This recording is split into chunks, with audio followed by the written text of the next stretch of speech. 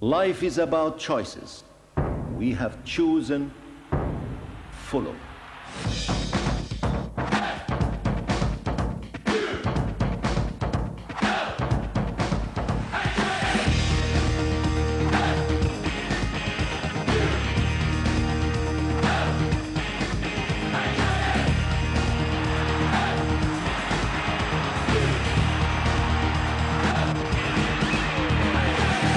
London calling. We are FFC.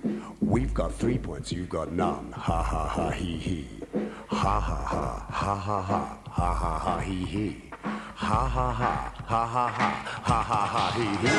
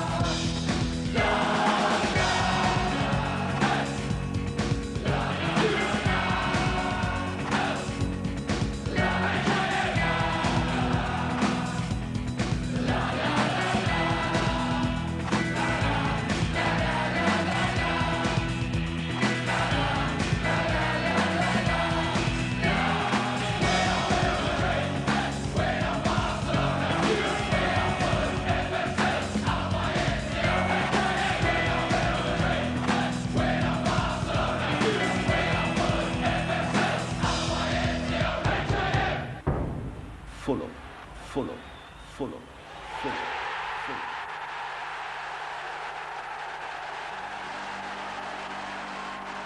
Stylish, slick, classy, determined, confident, professional. The list of adjectives that apply to Fulham's demolition of Division 1 could go on. And it all started with this man, Jean Tigana. Fulham's new manager had no experience of English football, let alone the nuts and bolts of Division 1. The bookies certainly didn't have Fulham down as favourites, and yet by March, they paid out. With assistant manager Christian Damiano and fitness coach Roger Protho, the French trio set about applying their own unique philosophy from the off, based around 3 key words that would frequently be heard around the training ground during the season: tactical, technical, physical. Tigana started the season by signing a future star Louis Saha from Metz for £2.1 million. He'd scored only 4 times for his old club the previous season, but it wasn't long before he was smashing English goal-scoring records. Other new signings followed, John Collins and Lewis Boamorti. But it all started in a pre-season friendly against the Indian national team, their premier appearance in the UK. It must be said, both teams have played a very competitive and entertaining first half. Here comes the cross. Vinder punches it away. The ball comes back again. A chance for Fulham. Could this be the first goal? India there in depth. Firm shot, and yes, it's in the net.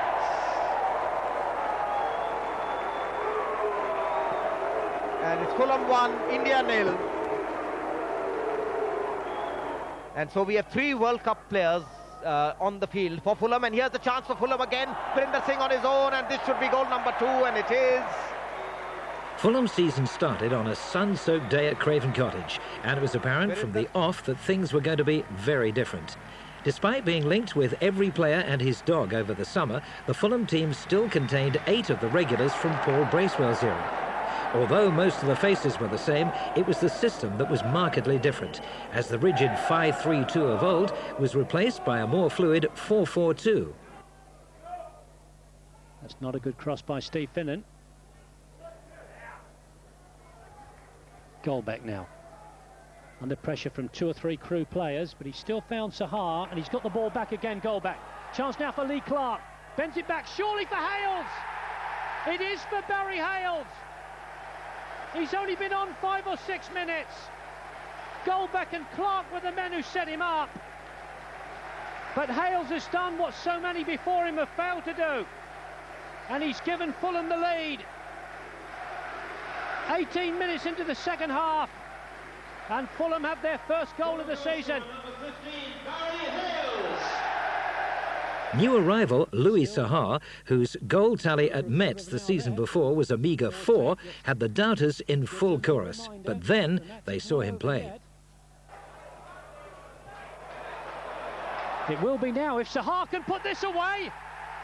It probably is over. Louis Sahar on his home debut, £2.1 million. And that's what the fans want to see. The ball was absolutely superb, but really Sahar's pace was electric, and the finish was as cool as ice. And so too St Andrews for what is still regarded by many as the performance of the season. As Jeff Horsfield lined up against his former teammates, Fulham obliterated the Blues with confidence and conviction. Hales, that's a nice layoff to Lee Clark.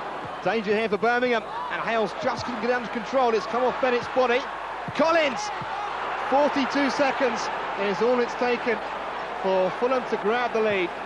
And Collins took that with all the coolness of an established international footballer. It really was poor defending by Birmingham. So much space for Clark and then Hales. And Collins, cool as you like, 1-0. Must be delighted with what he's seen so far. His team are well on top. This is Purse. That's a bit short. And Louis Sahar is clean through here. Should be 2-0, and it is. And Fulham in complete command, and that was all of Birmingham's own making. Darren Purse's pass, and Sahar, to give him credit, was alert to it. They desperately need something back here before half-time, Birmingham City. Here's Peter Unler. Plenty blue shirts forward, and there's 2 of them unmarked here, and it might come to Sonner, and they have got one back. Danny Sonner, his first goal for the Blues in the final minute of the first half, and Davies has had a go, and he scored! And Birmingham were caught cold there. I'm sure they weren't ready. The keeper, Ian Bennett, was trying to organise his wall, and he was caught flat-footed, and his team are 2 goals down again. In a moment of post-match humility, City manager Trevor Francis declared Fulham were the best away side he'd seen in his 5 years at St Andrews. With 11 changes made from the side that had beaten Birmingham, Tigana made it startlingly clear where his priorities lay. It was veteran Northampton striker Marco Gabbiadini who ensured a frustrated Fulham went into the second leg a goal down. As the chairman announced an unprecedented move to subsidise transport to away fixtures, Tigana's men were quick to put their midweek cup defeat behind them. Nice interception there, though, by Kevin Cooper, but Fulham win out. Hales to Sahar, back to Hales, bursting into the box, pass to Hales. It's there! Well, we didn't waste much time at St Andrews. We've given it a couple of minutes or so here at the Cottage today. Fulham 1, Stockport County 0. Barry Hales, his second of the season. He started the move, a neat 1-2 with Louis Sahar, and Barry Hales slots home. 1-0 to the Whites. A real test of their mettle now for Stockport, who come forward swiftly themselves. Dinning, right-hand side, crosses into the box. There's the 7, and it's 1-1. It's Kevin Cooper. Like many other sides to come, Stockport buckled under the relentless pressure, constant bombardment and superior fitness of Tigana's Fulham. As we approach the hour mark at Craven Cottage, Fulham desperate for that second goal. John Collins left foot. It's there! How to take a set piece with style. Lesson 1, John Collins, who just dusts down that left boot. The Scots' second successive goal in successive games, of course. Confidently curled round the county wall, past Jones, 2-1 Fulham. Sean Davis. Barry Hales. Still Hales. Good touch, good goal!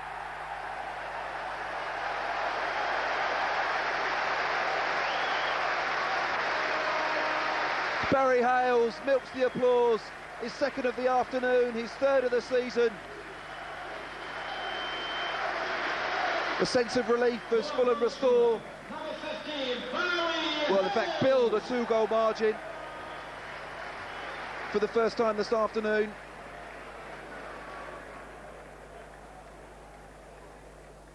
Collins, Fernandes, Clark, there's still time. Boamorte, finish. Left foot, 4-1.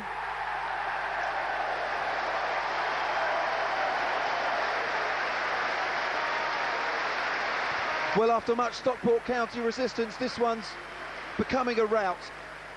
By full-time, only 3 of the 8 teams who'd gone into action with 100% records still retained them, including Fulham. And so too Carrow Road on August Bank Holiday Monday for an ill-tempered encounter that produced no fewer than 9 yellow cards. And just when it looked like Norwich had done enough to halt Fulham's winning run, it was the Portuguese third of Fulham's striking triumvirate who secured arguably the most well-earned 3 points of the season. As August drew to a close, Jean Tigana's first taste of English football couldn't have been sweeter. With Fulham still unbeaten in the league, he was named as Nationwide Manager of the Month, while his charge, John Collins, picked up both the Nationwide and Evening Standard Player of the Month awards. A goal down from the away leg, Fulham were quick to reverse the arrears, despite the visitors taking a shock early lead. Clips it into the box, and it's there!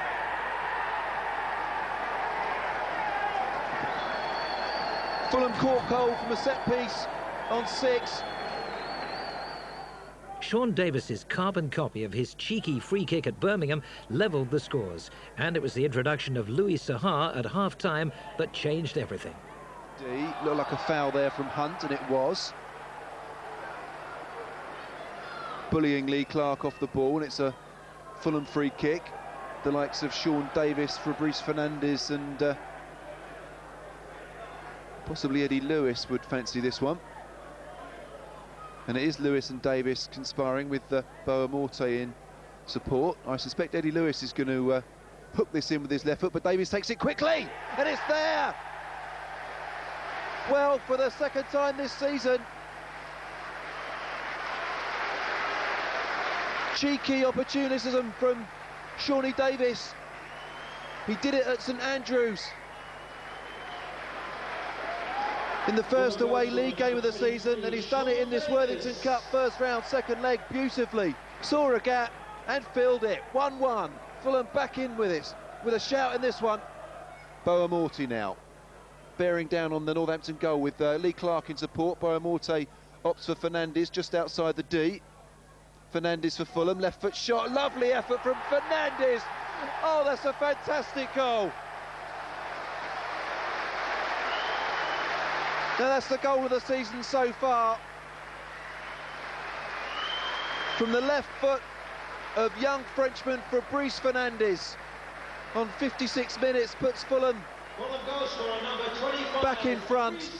It was Boamorte who fed him on the edge of the box, and Fernandes, cultured left foot, gorgeous, clipped, chip beyond Welch. Fulham there will be half an hour of extra time. 2-1 ahead. If it remains the same, there'll be extra time and Northampton will go through, but Fulham surely with the advantage now. Forward from Nilsson. Fernandes, the goal scorer of the second Fulham goal. Pick of the bunch at the Cottage so far this season. Boamorte, Clark, Sahar!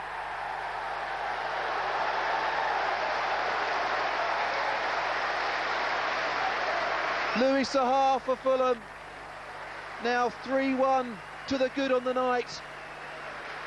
3-2 on aggregate. And as it stands, Fulham will ease their way through to the second round of the Worthington Cup.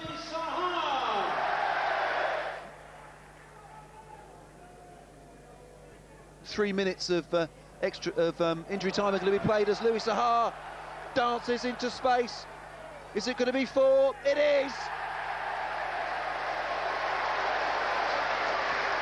Well, I remember reading an internet report by Paul Thorpe that said Louis Saha could really be a Fulham superstar in the making, and certainly on this second half display this evening, that certainly doesn't sound over the top. By now, Fulham's healthy appetite for scoring had confined the previous term's goal droughts into the annals of history. But some wounds inflicted under the previous management were still smarting, including Barnsley's thumping of Fulham at the Cottage under Paul Bracewell. Fulham set about showing another of the league's front runners who was boss in a veritable goal fest before the Sky cameras. Fernandez with a kick. Saha! Goal for Fulham with just 6 minutes gone.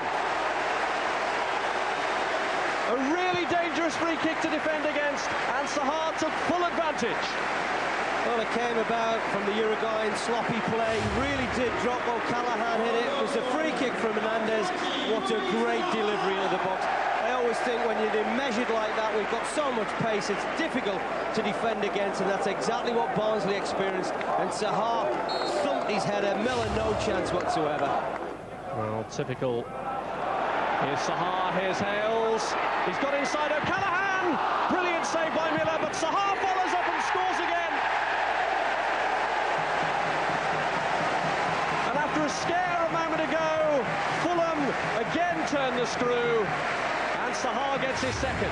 Well, it's a very cruel game indeed. It's route one from Fulham. Saha wins the initial header.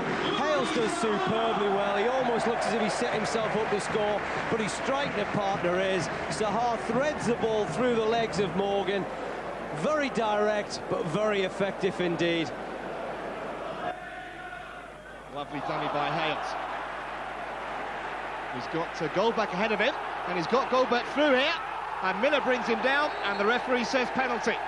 Despite the goalkeeper's protestations, he was in an excellent position. Louis Saha had his name on the match ball by half-time as Barnsley manager Dave Bassett dubbed the match Nightmare at Craven Cottage.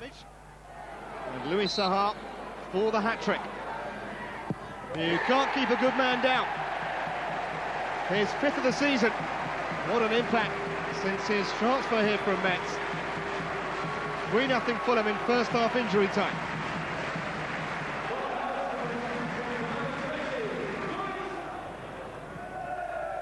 This is Finnan. Goal back ahead of him has continued the run. Now Saha in space, he's got round the back, Hales! And it is 4. And it's been coming. Neat and precise. Made by Saha, who's got 3 himself, and taken by Barry Hales. Oh, Appleby's got through here. Consolation on for Barnsley, and he took it really well. 73 minutes played. Thumbs up from the chairman. Playing injury time now, and Fulham may not have finished here. This is O'Callaghan, he's lost possession. Boamorti did really well from that angle. It's a nap hand, 5 for Fulham. And that just about caps Kevin Miller's afternoon in goal for Barnsley. Defensive howler from O'Callaghan, and Boamorti squeezed it in.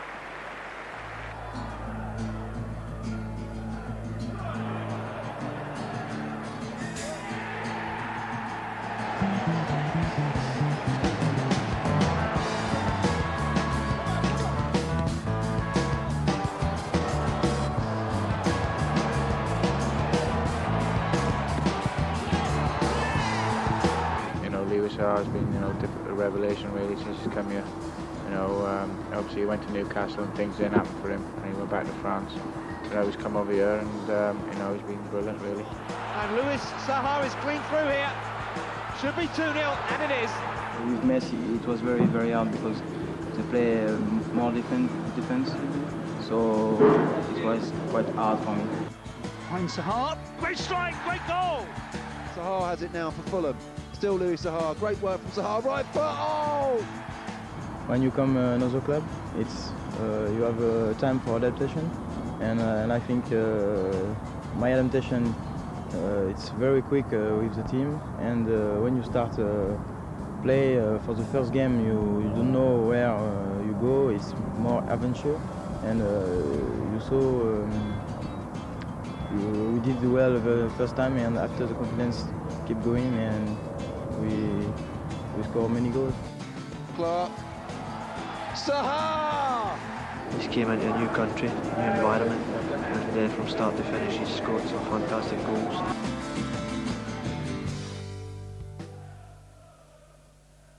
With the petrol strike in full effect, many thought that Fulham would also be low on fuel, with only 2 days to recover from Barnsley.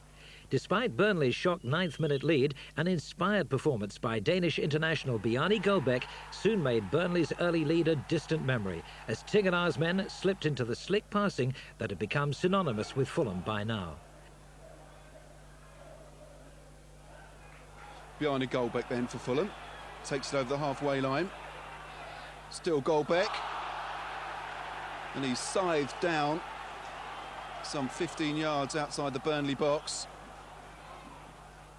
Cynical challenge from the Burnley man, so free kick to Fulham. Bjarne Goldbæk's going to look to level it up here for the Whites. Oh, and he does so with an absolute exocet missile of a set piece. Fulham's dashing Dane makes it 1-1. That absolutely flew home at the Hammersmith end. Past the diving Burnley keeper, he had no chance. Fabrice Fernandes spins past his man, darts into space and feeds Sahar, takes it to a tight angle, but not too tight. And this young Frenchman is fast becoming a legend by the riverside. Takes a hug from Barry Hales. Good work from Fernandes. Threaded it through. Sahar took it into the box and finished superbly with his left foot.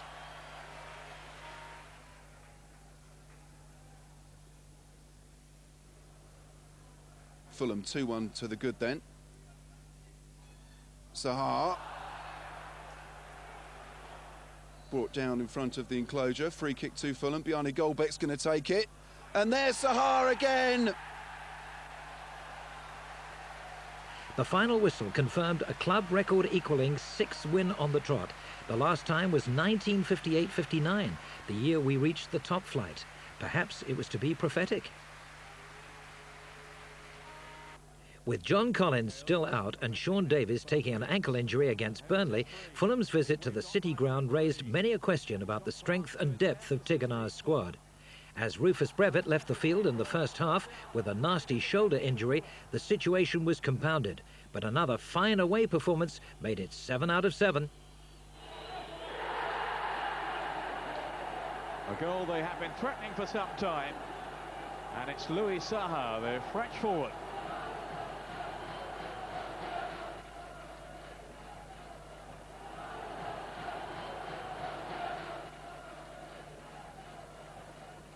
Hales and Fernandes dancing his way through. And that is a fabulous second goal from the young Frenchman.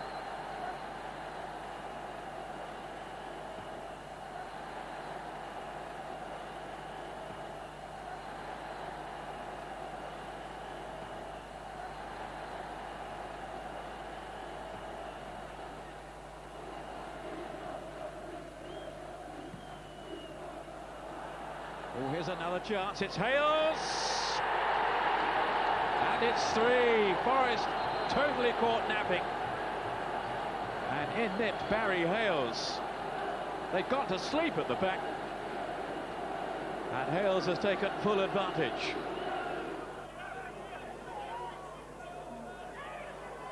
True to form, the Worthington Cup signalled sweeping changes in the team, with only Mike Taylor keeping his place.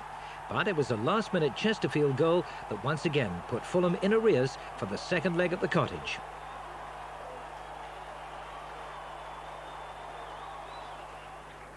In the run-up to the Gillingham game came the bitterly disappointing news that Fulham legend Simon Morgan was to face another long layoff after damaging cruciate ligaments in his left knee just days after he'd returned to full training following his recovery from a problem in his right knee.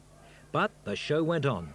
Fulham's 8th successive league win of the season saw a return for John Collins, and in the absence of the stressed Terry Phelan, utility man Wayne Collins deputised for the injured Rufus Brevitt.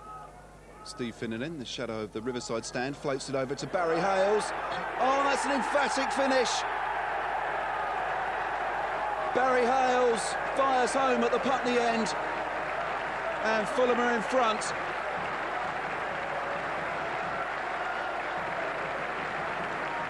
Superb weighted cross from Steve Finnan, floats over the Gillingham backline, and there was Hales to finish in style.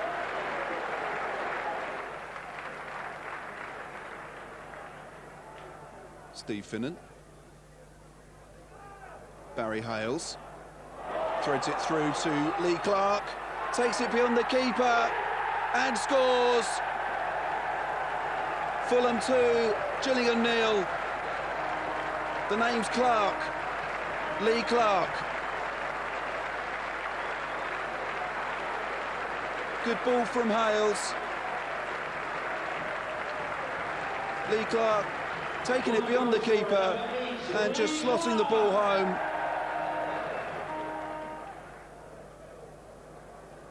Goldbeck feeds Hales. Hales takes it on, weaving his way through Barry Hales. Still Hales. Oh, that's a wonder goal! His second of the afternoon, Fulham's third. And a sun-drenched Craven Cottage, Hales to Barry. As Fernandes hit the post for the 5th time this season, Gillingham player-manager Andy Hessenthaler summed up the game in a nutshell, confessing his relief that it was only 3-0. In a repeat scenario of the first round, Fulham found themselves up against a 1-goal deficit in the second round, second leg of the Worthington Cup against Division 3 table-toppers Chesterfield. But goals from Steve Hayward, Kit Simons, Barry Hales and Lewis Boa-Morty saw Fulham glide through to the next round with ease. Looks like Stevie Hayward's going to take responsibility for this set piece. Right foot, 1-0.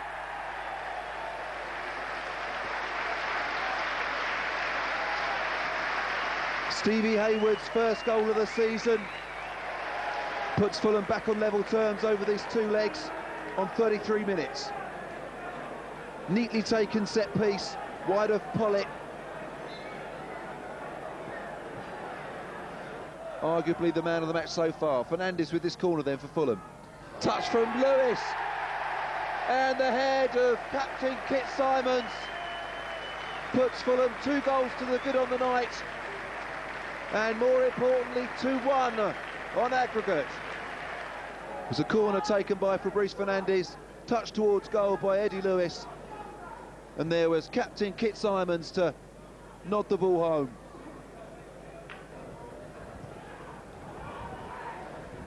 Long clearance from Pollitt.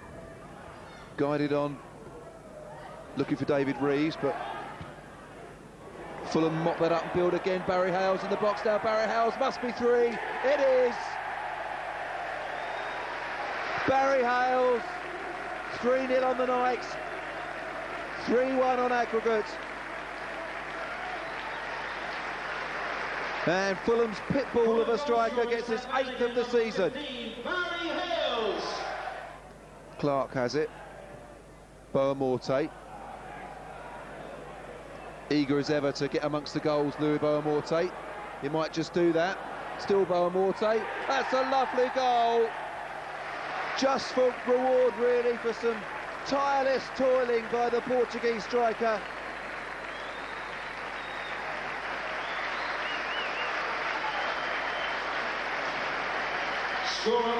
Louis Boa-Morty thankful for Fulham's Fourth of the evening. Lovely stuff from Louis Bourmorte. As September drew to a close, Fulham travelled to the Reebok to take on an as-yet unbeaten Bolton side.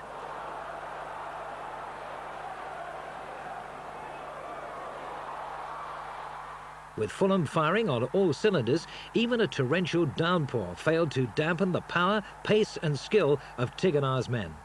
It was another Boa-Morty brace that did the damage, the first of which broke another club record as the fastest Fulham goal ever scored, hitting the back of the net after only 12 seconds. A long throw from Mike Taylor then. Sets up Louis Boa-Morte, advancing on the Bolton goal. His first shot's blocked. His second finds the back of the net. The Bolton keeper kicks the post in frustration. Louis Boa-Morte showing all his pace and skill to take the ball beyond the Bolton defender. His first shot was blocked. Second nestled in the back of the net. Fulham home and dry. A 2-week break in fixtures at the start of October allowed Jean Tigana the opportunity to celebrate a vintage start to the season by launching his new wine. Fortunately, he had a few ins with a bloke who owns a corner shop in Knightsbridge, so shifting the stuff would never be a problem. And he also used the break to whisk the non-international Fulham players over to France for a friendly against his former club, Bordeaux.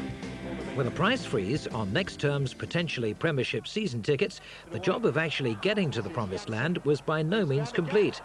As Fulham's stiffest test of the season unfolded, our robust defensive record that boasted just 3 goals conceded at home all season began to crack. But a gritty performance made it 10 wins out of 10 as we reclaimed the top spot after a 22-hour sabbatical. Clark.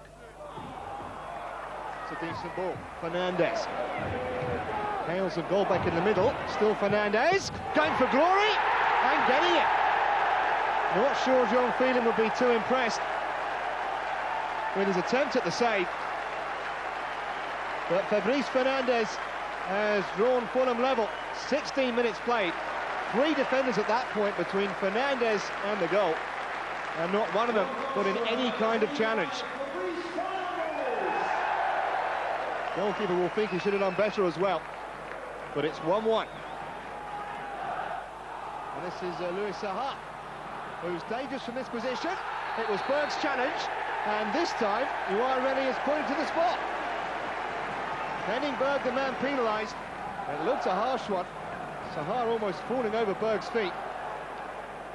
And it will be Saha against Phelan. And it's 2-1 Fulham. No one can say they don't deserve to be in front. No chance for the goalkeeper. And all Fulham's pressure has finally paid off. 3 days later saw the return of former Fulham Academy director Alan Smith, now in charge at Selhurst Park. Ironically, Smith had been on the Fulham bench only 6 months earlier as Fulham took on his former and future employer Crystal Palace 2 days after Paul Bracewell departed. Taken brilliantly. Smith, I think, is going to get cautioned here, is he, or just a word in his ear from the referee? Actually, it was Hayden Mullins who put the tackle in. Mullins, who missed the game at the weekend for Palace. Fernandez bends across. Up goes Saha! He's done it again! Louis Saha's 10th league goal of the season. You just cannot keep him quiet. Just about 10 minutes gone here at Craven Cottage.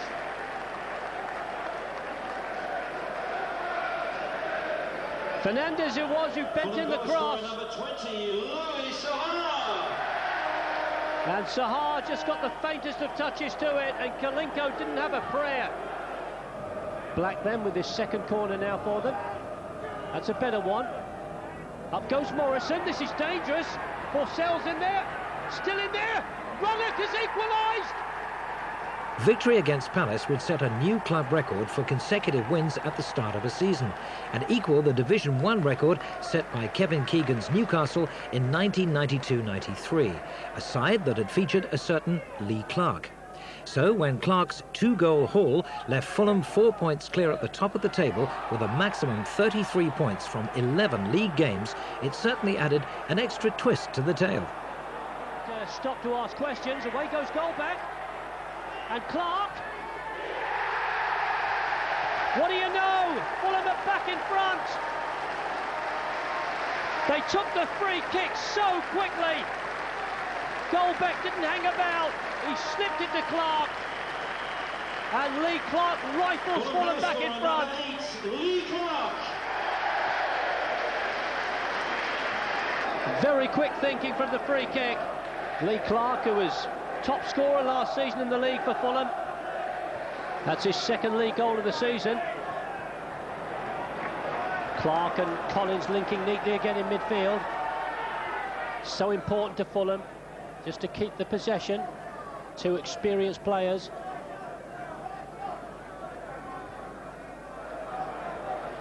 Clark. Neat run by Clark. There goes Barry Hales. This is Barry Hales' first touch of the ball.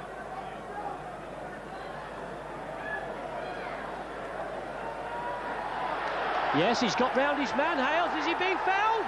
Referee waves it on Clark. He's got his second. But doesn't he owe so much to Barry Hales? Lee Clark flashes home with his left foot. And that was the goal Fulham fans wanted. They lead by 3 goals to 1. Fulham goal scorer number 8, Lee Clark.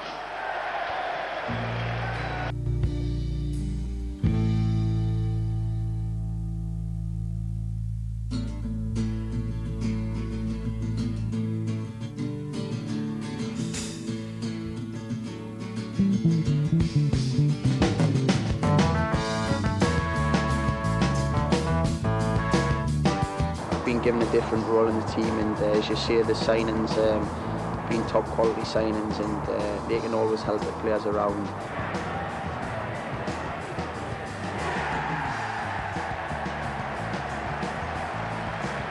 He's really made us tick all season, and just hasn't stopped running basically. Fernandez guides that into the box. Sahar's there, it's out as far as Lee Clark, who makes no mistake. For around 25 yards, Lee Clark. I don't call him Clark, I call him mentor. But like I say, yeah, you watch him in training, he works so hard, and it just comes natural on a Saturday afternoon. And Clark. What do you know? Fulham are back in front. Yes, he's got round his man, Hales. Is he being fouled? Referee waves it on Clark. He's got his second. Fulham clear again, and Clark's in space from a fabulous ball from Louis Marmorte. Lee Clark! Yes! He's still enjoying it now. He said he's won a couple of league championships with Sunderland and he's won one with Newcastle. He said he's still enjoyed it. He just wants to win all the time, and like I say, he's back in the Premiership where he belongs. With Reading's 13-game winning streak record of 1986 in their sights, Fulham travelled to Monaco to take on Division 1's perennial underachievers Wolves. But we ran into a determined early resistance as Colin Lee's negative tactics succeeded in their bid to frustrate Fulham. Although Fulham was still unbeaten, Reading's record remained intact. And so to the 13th game of the season, as the mystery of superstition dealt its hand. Preston, flying high after promotion from the second, had surreptitiously slipped into third spot. In a classic smash-and-grab raid, a full-strength Fulham side tasted defeat for the first time in an untypically static display. After the draw and defeat of the previous 2 fixtures, Fulham had temporarily surrendered the top spot to Watford. Good options here, and the ball in has produced a goal, and it's Gerald Seabon who's got it. Hales has crossed the ball in here, and they've equalised immediately through Louis Saha, and that is exactly what Sheffield Wednesday could not afford.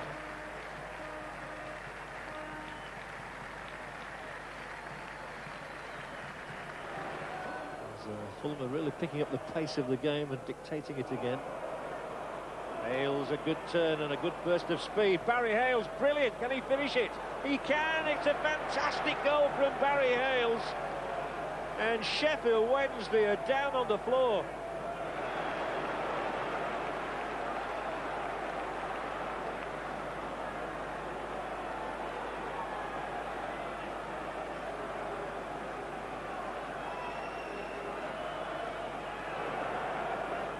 Touch forward to John Collins. Oh, and Quinn again is in trouble here. And even Paul Jewell comes to remonstrate. And Alan Quinn, who was booked, he's going to go off. He's going to go off. It's his second bookable offence in the space of a few minutes. And Alan Quinn, sent off last season against Bristol City, is sent off again today. The crowd are booing because they thought that Brevy should have had a yellow card. And now it's Brevitt, of all people, who blocks the first cross. There's another one here from Cook, though, and it's in there. And Sheffield Wednesday are back level in the game. Drifted in. Oh, it's going to go in. It's crept over the line. And Fulham have taken the lead again. Is it Andy Melville up there? Well, it's almost difficult picking them out at the moment. What was he doing up there? It was Andy Melville who got the faintest of touches. But the wobble in confidence continued, as we could only salvage a point from a struggling Wednesday side who chose to start their resurgence against us with an injury-time equaliser.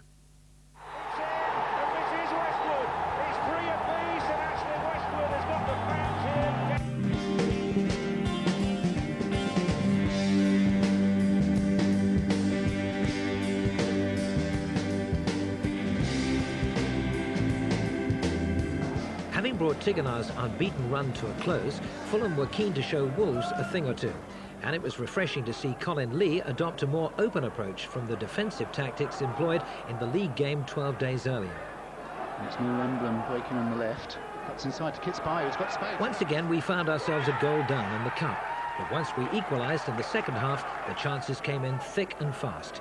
2 goals in the final 11 minutes not only secured our place in the 4th round, but also our first win over Wolves in 11 attempts. Excellent turn, Louis de Boer-Motte inside the penalty area. The strike and the equaliser. Michael Oakes frustrated. Great celebrations around West London. Fulham back on level terms. And what a delightful first touch on the edge of the penalty area. It was that class that created the opening.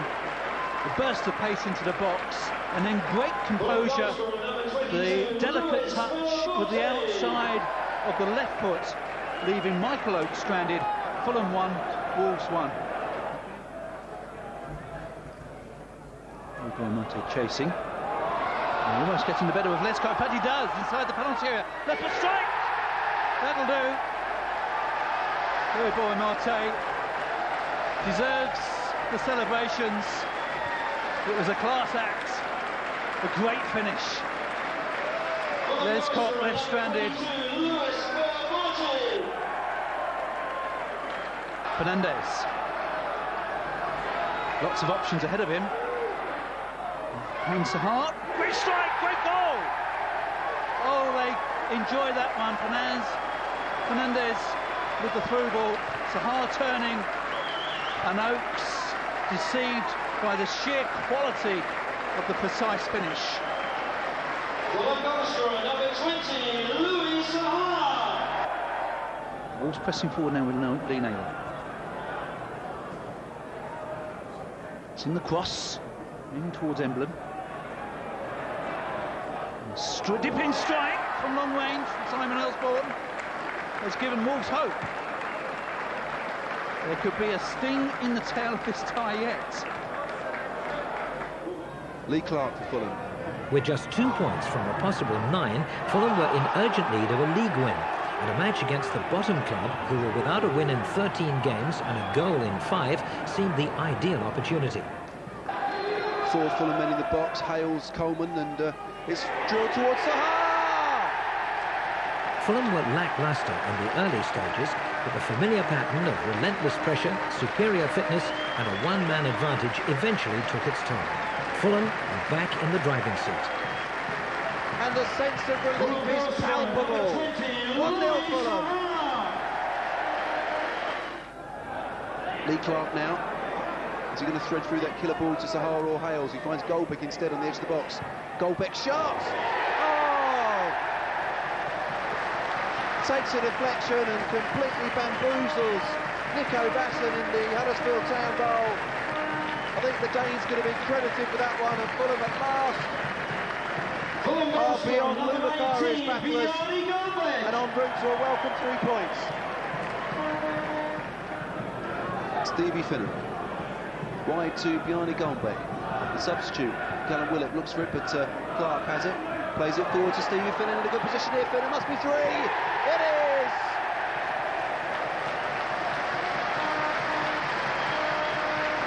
Well, Fulham have laboured for much of this game, but it's becoming something of a luxury. And in injury time, Stevie Finnan. Singing in the Rain was the one song that the 5,000 vocal Fulham fans didn't sing, but should have, as Jean Tigana navigated his side back on course for the title. Going into the game just a point behind Watford, but with a game in hand, Fulham simply outclassed a toothless Wimbledon, who had no answer to the terrifying pace and finishing of Sahar and Boa-Morty. Throw in from Rufus Brevitt. Wimbledon defence backwards and coming forwards, and Louis Sahar fires home for Fulham. Angled right foot shot. Fulham a goal to the good. Throw in from Finnan. Finds Boa-Morty. Wriggles his way past Kimball, who brings him down just inside the box. Clumsy challenge from Kimball. And it's another spot kick for Fulham. Louis Sahar steps up to take it, proving something of a specialist from 12 yards this season. And he slots home again. The Arthur Wake stand erupts.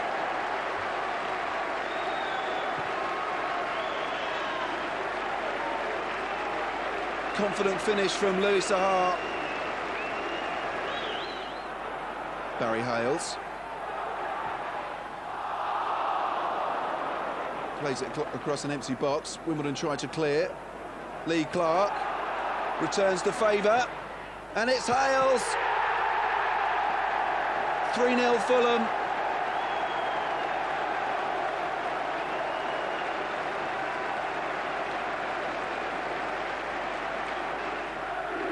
With Watford again losing, Fulham were back in their rightful place, a position they would occupy for the remainder of the season. Fulham set about a Pompey side enjoying a mini revival under new player manager Steve Claridge in front of a capacity Cottage crowd. Louis Sahar looks for Hales and finds him. Barry Hales opens the scoring for the Cottagers. Killer combination between Fulham's front two. Louis Sahar finding his teammate just outside the 6-yard box, and he slots home. Pompey then coming back at Fulham. Despite Portsmouth's equaliser just before half-time, Claridge's 9 men were no match for the mighty Whites in the second half, as Fulham ensured a 5-point lead at the top. Fernandes finds Rufus Brevitt. Fernandes again. Crosses for Hales. First time shot for Barry. And he's delighted with that. Receives congratulations from Sean Davis and Rufus Brevitt. And Fulham are in front. It was a volley from Hales. So Fulham 2-1 ahead now in this ill-tempered encounter. Lee Clark takes it along the edge of the box and scores! You have to say the Pompey keeper could have done better there. But Lee Clark, Fulham 3-1 in front. At the start of the season, many observers had praised Jean Tigana's ability to facilitate pacey, elegant football in the comfortable climate of late summer. But some doubted his ability to cope with stubborn northern opposition on heavy pitches in difficult winter conditions, which pretty much summed up Bramall Lane on a Tuesday night in November. A superb individual effort from Steve Finnan after only 4 minutes gave Fulham the edge. Finnan drifts past Woodhouse, and another Blaze defender. Well, he virtually walked it home there. Fulham a goal up early on in this game. The perfect start. Superb individual goal from Fulham's Republic of Ireland international. Fires home with the outside of his right foot. The perfect start. But the advantage didn't last long, and in the second half chances were few and far between. With bookings aplenty in the direction of the Blades, Jean Tigana later admitted that he was finding it difficult to accept the brutal world of Division 1 football. With Watford's game called off, we were able to extend our lead at the top of the table to 9 points as we laid another bogey team to rest. It was the dynamic duo of Boamorti and Sahar who penetrated the 11-man Grimsby defence to score. And had it not been for a fine display by visiting goalkeeper Danny Coyne, the damage could have been far greater. Ball into Louis Boamorti's path. 1-0 Fulham. Louis Boamorti. His 9th goal of the season. And Fulham at last, on the 59th minute, break down Grimsby Town and go a goal ahead. Beautiful ball from Lee Clark, and there was Boamorti, left foot past the otherwise excellent this afternoon, Danny Coyne, who's been the Grimsby Town man of the match in my eyes this afternoon. Could have been a much more flattering scoreline for Fulham if it wasn't for the Grimsby number 1, but Sahar has it now for Fulham. Still Louis Sahar, great work from Sahar, right foot, oh! Fantastica! Louis Sahar, his first goal in 3 games, and what an absolute corker. Fulham goal scorer, number 20, Louis Sahar. And Jeffrey brings it forward again for Grimsby Town. Donovan, still Donovan, good run here from the veteran. Lovely run from Kevin Donovan, that is some goal. Back in the Worthington Cup, we were up against Premiership opposition once again. But with only 2 positions separating us from struggling Derby, the debate raged on about who exactly were the underdogs. Real chance here for Malcolm Christie.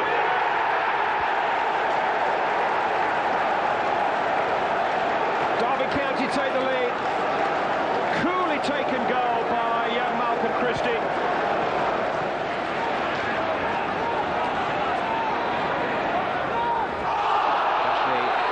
Clips by Seth Johnson. Melvin and Simons are forward. So towards Sahar. A goal for Louis Sahar. It almost comes as a guarantee with a ticket here at Craven Cottage these days. A goal a game, he just keeps up the ratio. And that was a free header from a free kick. Paul was committed. Somehow nobody was marking Sahar. And as simple a goal as he will score this season. His 19th. Fabrice Fernandez. Everything to his left. Hale's arriving. And now Lewis arriving. One end to the other. Fabulous Fulham break. And Eddie Lewis's first goal for the club is a memorable one. Derby were on the attack and threatening, and then in a matter of moments Wixton lost it, Goldbeck had broken, the baton was picked up first by Fernandez, and then as Hales let it run and Eddie Lewis struck it first time. Chance for Derby County to pull their socks up. I don't know if he intended that or not, but it's a sensational goal by Darryl Powell. Fernandez. Lewis. On by Trott. There's a foul there on Lewis by Delap.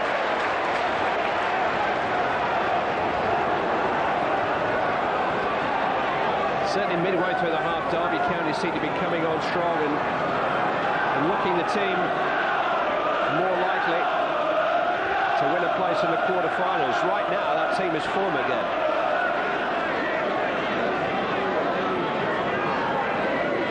Goldbeck. Saha's there.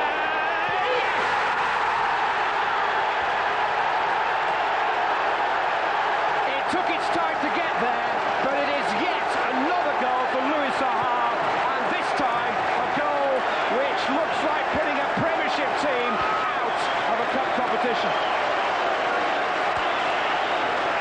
Brave looping header in front of defender and goalkeeper. Number 20 of this extraordinary season from Louis Saha. And another extraordinary result on the way for Fulham. 3-2 they lead. Jean Tigana's teasing free kick off the shoulder of the Frenchman. Well, if ever there was proof that everything he touches is turning to goals at the moment, that was it. December was greeted with the release of a new anthem for Fulham Football Club, as Colin and the Cottagers informed the world that we weren't Barcelona, just in case anyone in South West 6 had been mistaking our fluid continental style for that of the Catalan giants. But Preston didn't care who we were. Having been the only side to have beaten us in the league so far, and at Fortress Fulham to boot, Deepdale was not going to be a pushover by any means. Jackson's there, North End have scored. Michael Jackson got there. We've just played over 4 minutes. Preston North End 1, Fulham 0. Chance here, Bjarne Goldbeck, dead ball specialist, shoots wide from Bjarne Goldbeck. Brevet, who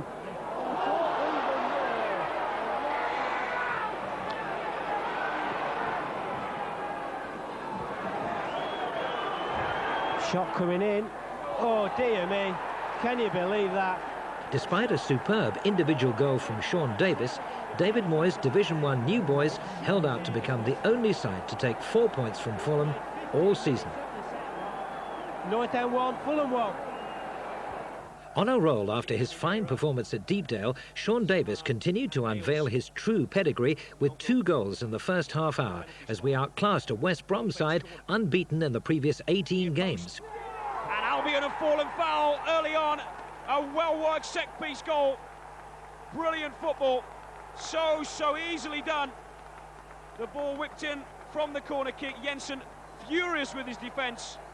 Only 3.5 minutes gone. And Fulham have broken the deadlock. It's Davis that has got it.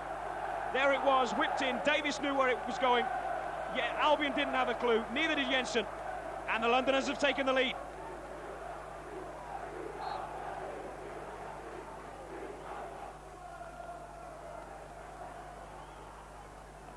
Goldbeck to his right. I fancy he'll deliver this instead. Hales had made space.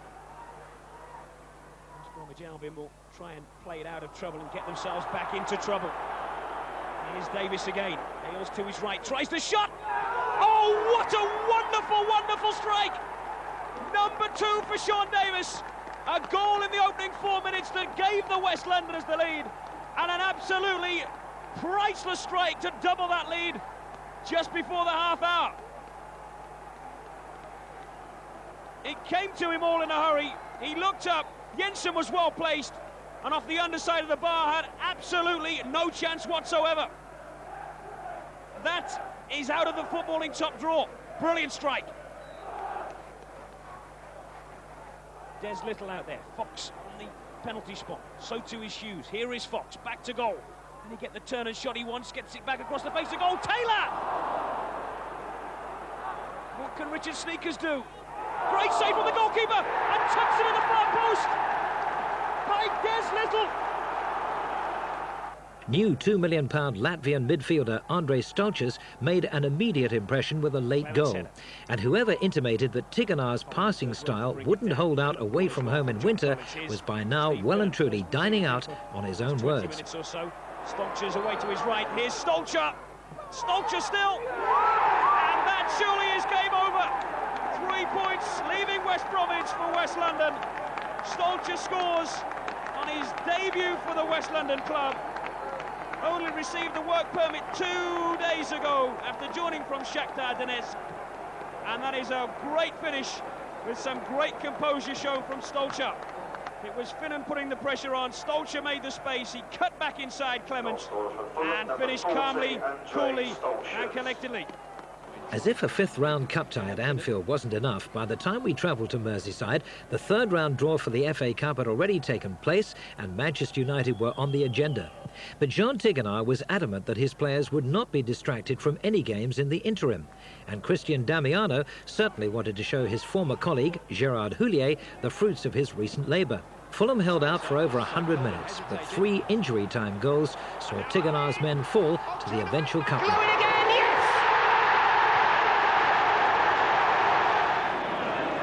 Caught up with Fishkan.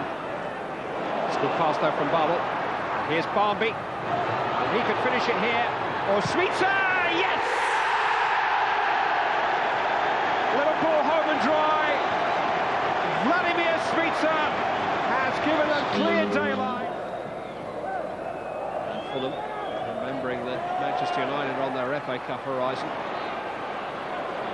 Barmby looking to go it alone. It's Nick Barmby. It's Dree. Liverpool finishing with a flourish. Smile on the face of their manager.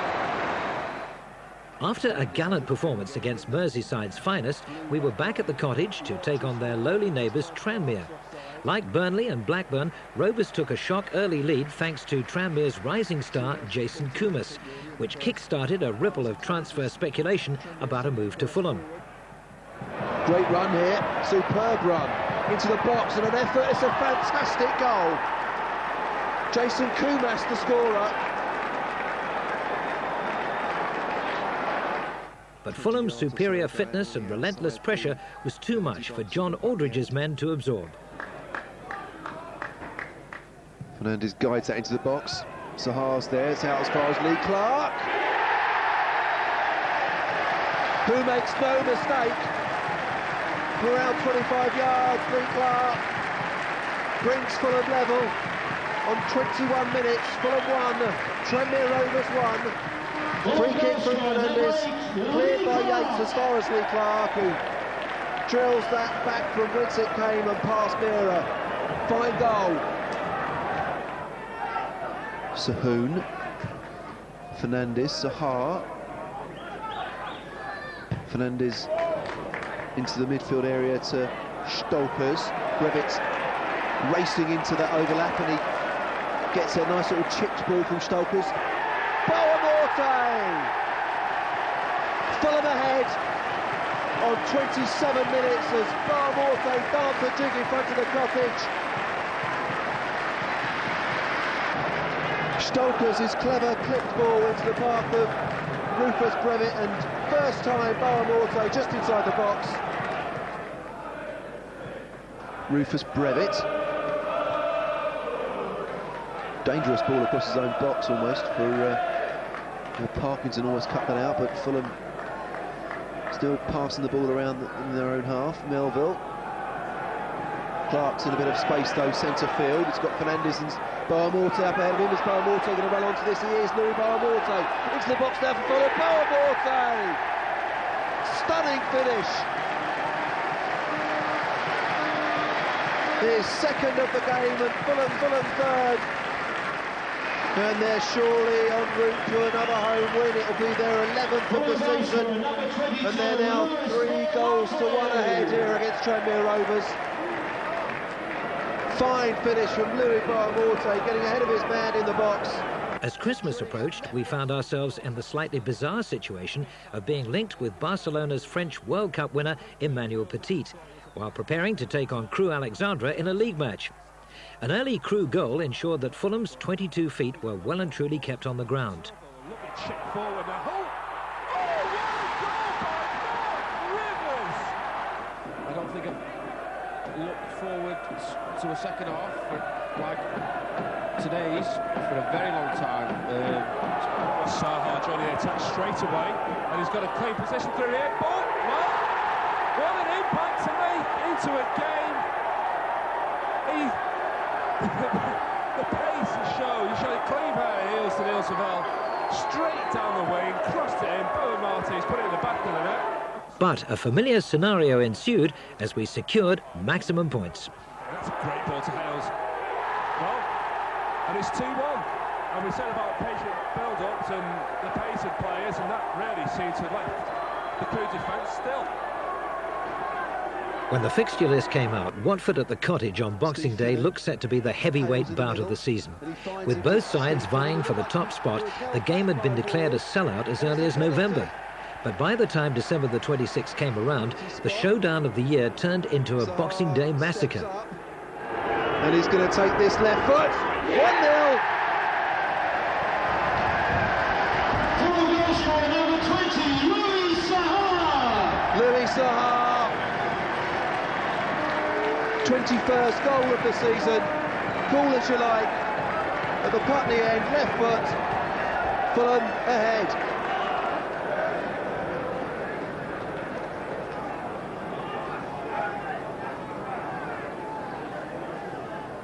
Goalbeck corner. Saha! Well, Hales! Barton almost denying Fulham again. But Barry Hales, no one deserves it more. Knocks home his 13th goal of the season. It's a corner from Goalbeck. Saha rose high, actually in the bar. And then there was Barry Hales to mop up the mess in the 6-yard box.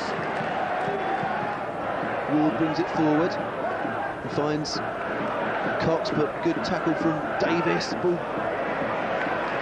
bobbing around the midfield area, but Fulham announced a lovely back flick from Barry Hales into the path of Lee Clark. Keeps it in well, Lee Clark. He's dashed into the box now, Lee Clark for Fulham. Barry Hales!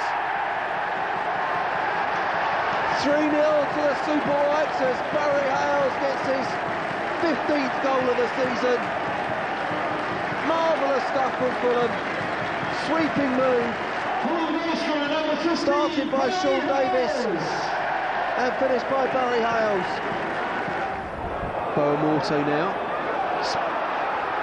Well, it's a foul by Carlton Palmer right on the edge of the box. I think it was outside. In fact, it definitely was. And this is a dangerous position for a Fulham free kick right on the edge of the box. Foul by Carlton Palmer on the slippery Louis Boamorte. Clark takes it. Hales. Barry Hales celebrates a Christmas hat-trick, and it's Fulham 4, Watford 0. Clever free kick routine, chipped into the box by Bjarne Goldbeck. Hales rises above the unfortunate Darren Ward. Merry Christmas, Barry Hales. 15 minutes to play and Fulham looking for their most impressive home win of the season. They've equalled the margin of victory as we earned against Barnsley earlier in the season, but a 5-0 would be a fantastic festive celebration of football here at Craven Cottage as Stokers brings it forward. Boamorte's there, he's beyond Palmer. Boamorte is in the box. Twists and turns, finds Rufus Brevitt on the overlap. Brevitt plays it low to the box. Stokers! 5-0! Wonderful stuff! Andre Stokers gets his second goal of his brief Fulham career, and Fulham are having an absolute laugh. 13 points clear of second place Bolton, Jean Tigana's 19th win in 24 fixtures was a Boxing Day stroll in the park. Well, they say bad things come in threes, and the refreshing air of optimism that usually greets the new year was quickly dampened as a litany of disasters accompanied the arrival of 2001. The same Fulham lineup that had demolished Watford only days before suffered a bewildering defeat at Edgeley Park. Only our second in the league all season, as the long-standing unbeaten away record came tumbling down. Oh, he scored! Oh, what a brilliant goal! 3 players around him, didn't have much of a chance. Intercepted by Clark. On his away. He's away! He's away! It's a brilliant goal! It's an absolutely magnificent goal! To top it off, an appalling first-half challenge saw Barry Hales carried off as the striker crisis began to rear its ugly head. The hype surrounding the Manchester United game was put into grim perspective when news filtered through about Chris Coleman's horrific car accident. With Barry Hales already out and Sean Davis suspended, doubts about Lee Clark's fitness made for further anxiety in the Fulham camp. Still numb from the news about Cookie, the players went into the game with the sole raison d'etre of honouring their absent captain. They were big boots to fill, but if anyone was going to do it, then Cookie's best mate, Kit Symons, was the man. A nervous beginning allowed Solskjaer the split second he needed to score. Straight at it. In trouble, Rufus Brevett. Clark caught in possession by... Oh, it's a costly one because Solskjaer has scored. And Manchester United after... But that seemed to be just the motivation Fulham needed, as we bossed a Manchester United midfield containing Butt, Beckham, Giggs and Keane.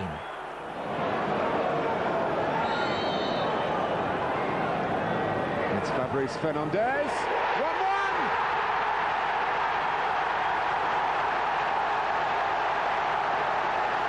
Perfect execution. Well, I said there was not a lot in the game. No, we're absolutely dead level. It's been a fantastic response from the first division leader. And a quite exquisite free kick. Well, with Marvin Deacon, David Beckham's ability. Well, I tell you what, that's up there with the best of them. The wall goes up, it jumps. It makes it as difficult as possible for Fernandes, but what a finish.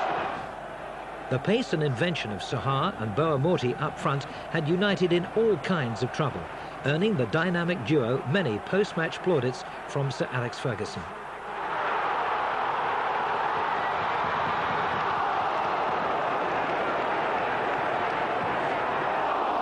But if he could do it to Bayern Munich in a Champions League final, Crack himself, oh, Teddy Sheringham! he could do it to Fulham. And it was super sub Teddy Sheringham who had the last laugh.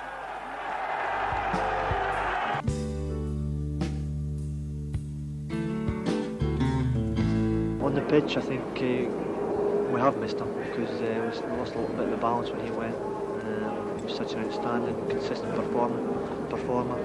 But probably even more so also in the change room. Such a character, positive guy. He is a leader within the club. He's not just an inspiration on the pitch, but off the field as well. He's just top draw. You know, he's a leader. Everyone looks up to him. Everyone's got untold amounts of respect for him. And it's still great that he's around, and you know his banter's first class, and he helps keep everyone keep their feet on the ground. You know. I mean, I've played with him most of the time. I've been there for 3 years. I played next to him, and with him not being there, it did take some getting used to. But in saying that, Kit's coming in done fabulous. So yeah, we've missed him, but I think Kit's done really well. He does a lot on and off the field. Well, he did do, and off the field he's still doing a lot. So you know, we're not going to take that away from him. I'm just standing until everything goes well for him in the near future. He's, the best central defender outside the Premiership, and it's great that we're back there for people like him when he does come back from his injury, that he will be performing there again, because that's where he deserves to be. But let's not take nothing away from Kit, who's come in and done tremendous. Really weird circumstances, me getting back into the team with Chris having his injury, and it all happening obviously in that 1 week as well, and it being the Man United game also. So it was very strange. I was pleased to get my chance, but obviously I was more concerned about best mate being laid up with a dodgy leg. When I first came down 3.5 years ago, so many people said to me, don't, because the second division, and he was making a big mistake, and he'll never get back to the Premiership. So it's sweet for me now, because I always believed that we were going to get to the Premiership, and I believed that Fulham were going to be successful, otherwise I wouldn't have signed. I didn't think we'd get to the Premiership in 3 years, if I'm honest. I thought there'd be more 4 or 5, but it's sweet now. I can look at those people and say, I told you so.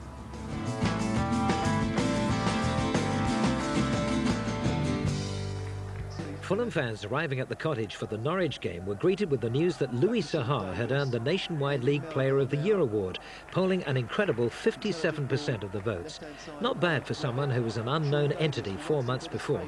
And keeping true to form, it was Louis who broke the deadlock. Still Louis Sahar, right foot, Louis Sahar!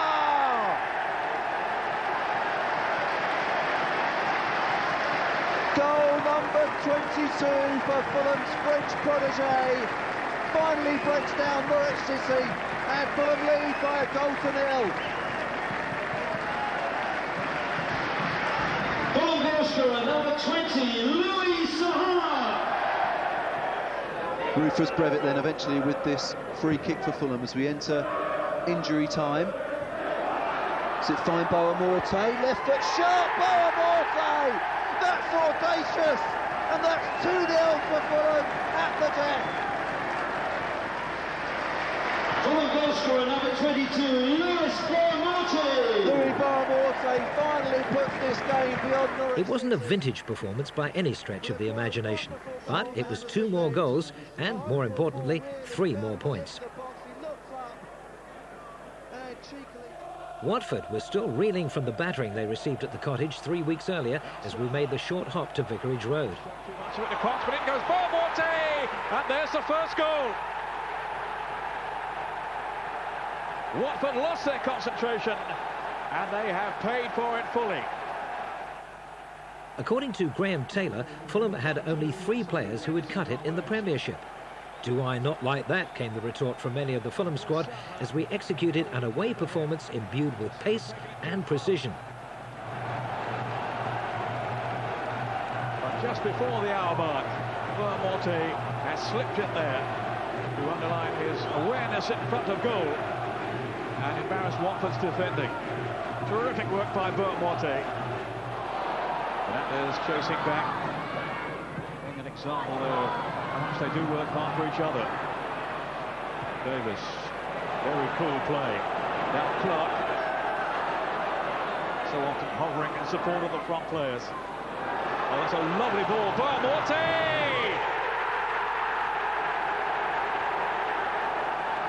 Clark, the instigator, Boa-Morte with the finish. It was super football then by Fulham, who broke so incisively from defence to attack and in such deadly fashion. Wonderfully weighted ball then by Clark. Boa-Morte pounced in a flash. And there was nothing more that Watford could do from there. Chamberlain committed, couldn't get down in time. It's the second goal for Fulham, it's the second goal for Louis Boa-Morte.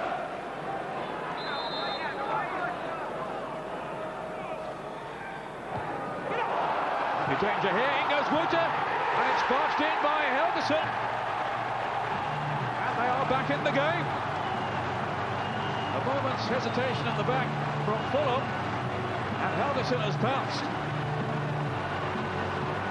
Nielsen's long throw in here, they haven't really dealt with it, Fulham. There's Mooney going in, and Wooter, and then Helgeson, the Icelandic international, on as a substitute to fire his feet back in the game. But did he use his arm there? The evidence will suggest maybe he did. Now Finnan. Lee Clark. Yes. Goldbeck giving them some width again with Finnan. And here is Bjarni Goldbeck. Bearing down on goal. Back for Saha!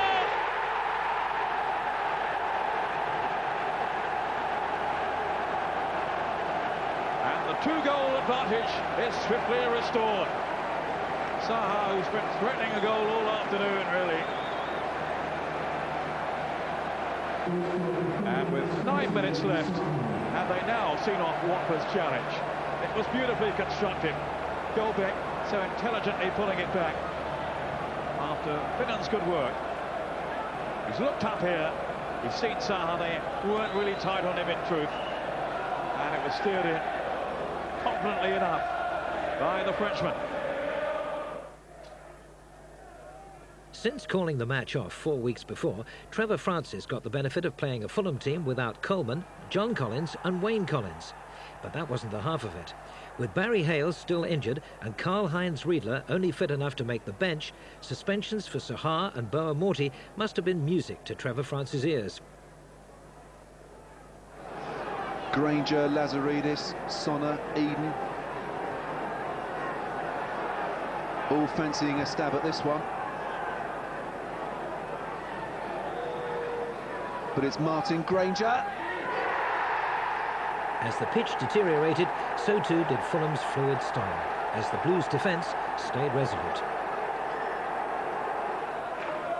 An almighty black and white army of 4,000 ventured to the bush to witness Fulham's first away victory at Loftus Road in 70 years. This could be an area that Jerry Francis could be very closely looking at. Bolstered by the return of Louis Sahar, it was Peter Muller who did the initial damage. It's Muller.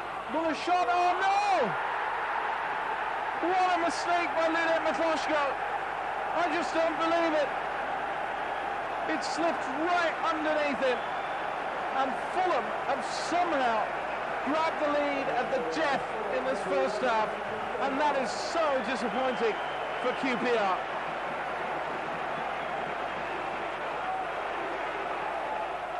Karl-Heinz Riedler announced his return with a trademark header. Over comes the corner. And the header. It's 2-0 now. And game over, I would say. So Fulham 2-0 up.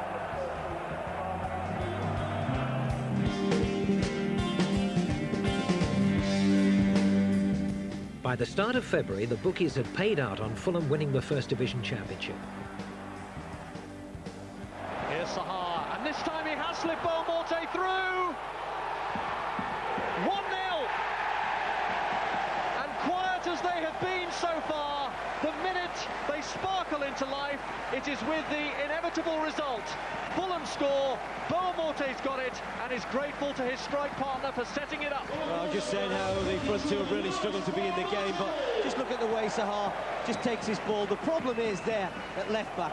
Sanford plays everybody on, and it's about the composure then of Lewis Beaumonte, and he maintains that composure. At times I've seen him in this position 1-against-1, and he's fluffed opportunities like that, but he really did keep a cool head, went past Simon Tracy, and then it was about the finish, and the finish was into an open net.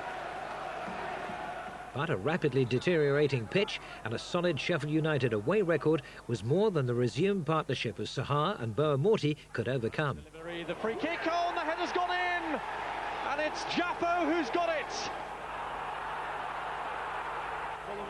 As the reserves began to score goals by the truckload, the first team struggled to regain their fluency as a goalless draw at Oakwell ensued.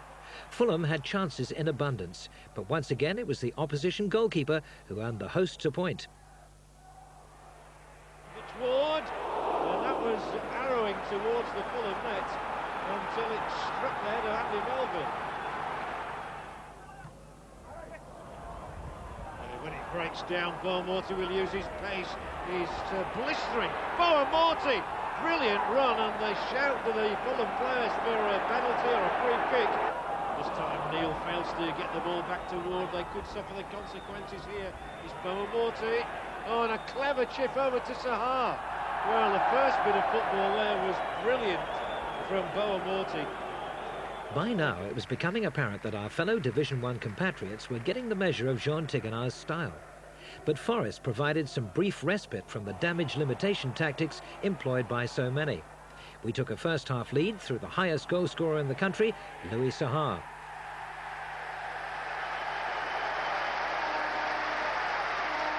The Gallic goal machine is back on track. Fulham ahead on 19. Fulham goal scorer number 20, Louis Sahar. It was a lovely pinpoint ball from Kit Simons beyond the Forest defence. But David Platt's tactical switch to 3 attackers in the second half made for a nervous final quarter for Fulham. Louis Beaumonte onto it, fed Sahar. And that's goal number 24 for Louis Sahar. Turf Moor has never been a good hunting ground for Fulham, and despite this season's good fortune, the points still eluded us. Although Barry Hales marked his comeback with a second-half goal, his 17th of the season, Burnley snatched a late winner to complete only our 4th league defeat. As he enters the edge of the area, Finan on the goal, he keeps going, Finan! Oh, and that's the goal. It's Hales who scores it. Finan got a lot of space on the right-hand side. His cross was good, and what a disappointment after a great start from Burnley. A great football from Fulham, you must admit. When they're running players, they're so quick in that, to get that goal in there. Little. Onto that, Thomas on the right wing. Paul Cook again. Burnley have territorial possession. Don't seem to be going anywhere at the moment. That was a bad one. But Taylor gets in there. Now then, Weller plays on that right-hand side. A good cross is called for. It's a good one. Taylor, it's in. It's a goal.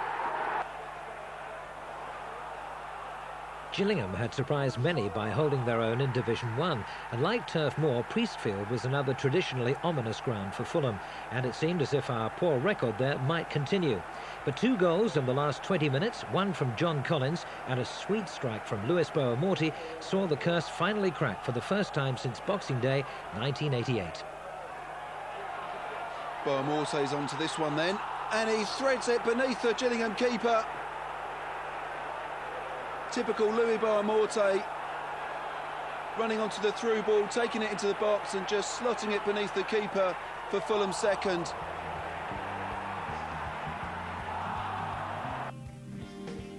With the plans for the new stadium edging further and further towards that all-important green light, March began with a clash of the Titans as we hosted Bolton at the Cottage. Bolton had been soundly beaten by arch-rivals Blackburn the previous week, and with all 3 teams chasing automatic promotion, it made for a compelling spectacle.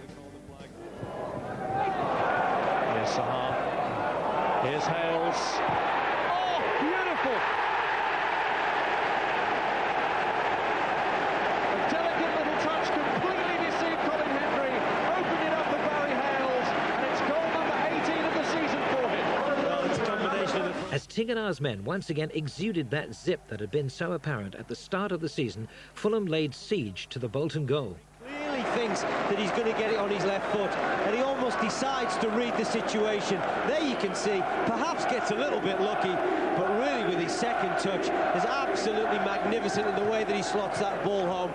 He has plenty of composure, plenty of belief, knows exactly where he is, and Fulham take a deserved lead. Charlton. Ellsworth gets the free kick, little push by Melville. Used all his experience, didn't he, Dean Ellsworth? Just did enough there, just at the right time.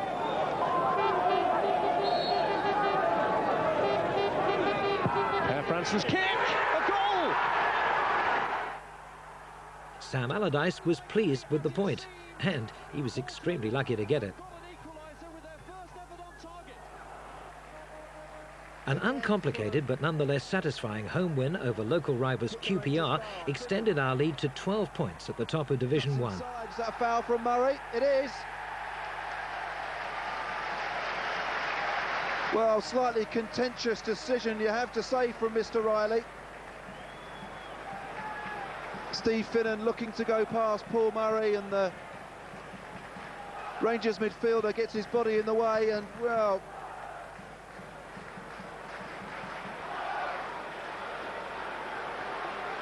could have gone either way, but Louis Sahar steps up looking for his 25th goal of the season. Louis Sahar against Lee Harper. 1-0 Fulham.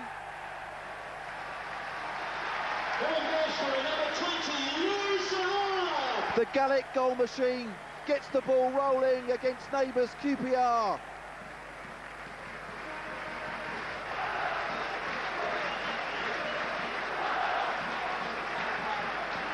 And completed our first double over Rangers for some 70 years.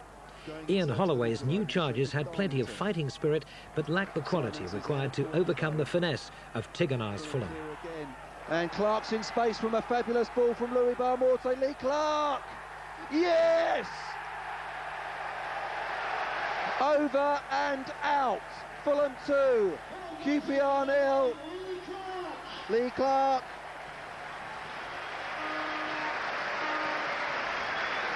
With his 6th goal of the season, 15th of his Fulham career. And Fulham finally put this game beyond QPR. After the Turf Moors and Oakwells, it was a joy to make the short journey to Selhurst Park, safe in the knowledge that we hadn't lost there against Palace since 1969. Goldbeck's cross causing all sorts of problems for the Palace defence, and Louis Boamorti profits. Trots over to the Fulham fans, head bowed but delighted with that first goal. Crystal Palace, Keystone Cops defending, touch through for Louis Boamorte, who looked a tad offside. But he slots home. In the meantime, one Frenchman had made way for another, as Fabrice was replaced by the slightly less diminutive figure of Alain Gomard from Newcastle for a club and Division 1 record of £4 million. But it was Louis Boamorte who stole the show. Goldbeck. Finnan. Through to Boamorte, and that's a typical Boamorte goal. Fulham now 2-1 ahead, and seemingly on their way to 3 points at Selhurst.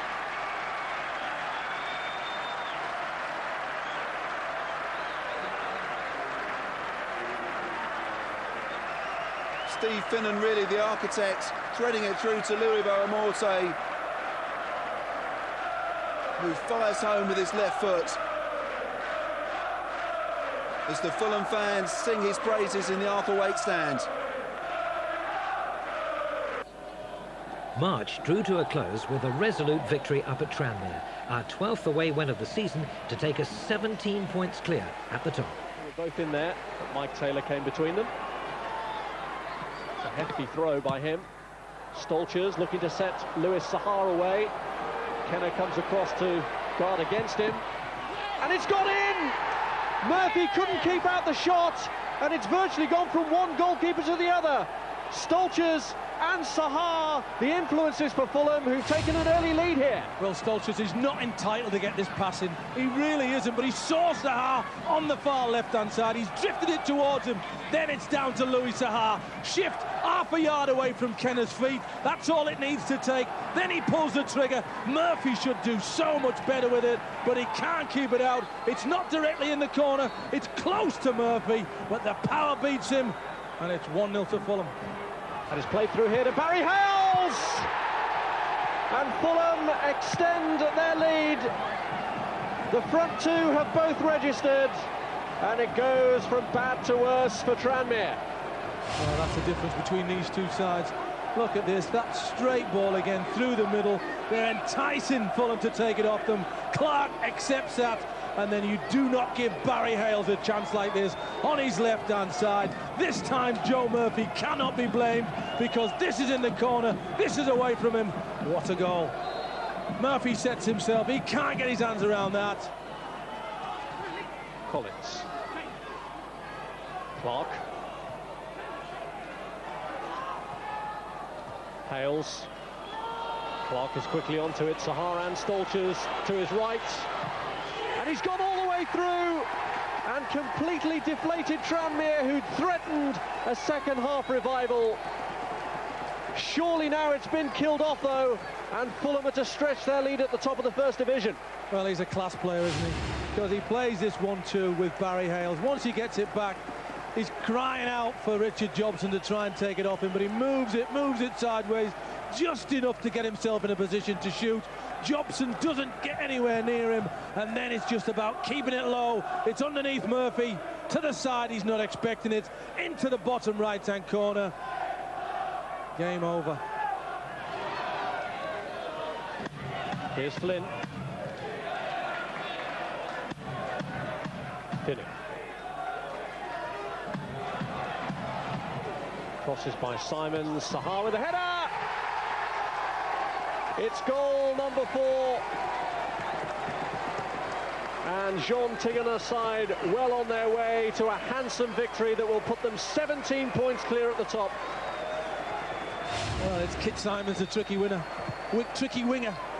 Finnan plays him in, and then it's about lifting this up over the defenders onto the head of Sahar. It's that bounce just in front of Murphy. You may well think Murphy should do better once again, but it just bounces before he can reach.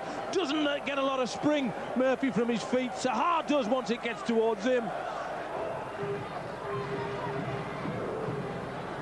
Sean Flynn. Kenner looking to place one for Stuart Barlow, and Osborne's onto it. March had been littered with a bizarre array of events that typified the good fortune engulfing the club. We narrowly lost to Italian giants AC Milan on penalties before beating Marseille in a mini-tournament in France. Sean Davis played 2 games for the England under-21s, the first Fulham player to do so since the early 80s. The ladies reached the FA Cup final, and if that wasn't enough, we got the go-ahead for the new stadium. As someone once asked George Best, where did it all go so wrong? As the crunch month of April descended upon us, it was West Brom who upset the apple cart when they came to the Cottage seeking points to maintain their playoff aspirations. Chances were at a premium in a fairly dour affair where neither side looked like breaking the deadlock. Sahar picks it up again, edge of the box. Twisting and turning and sending a right foot shot just over Holt's bar.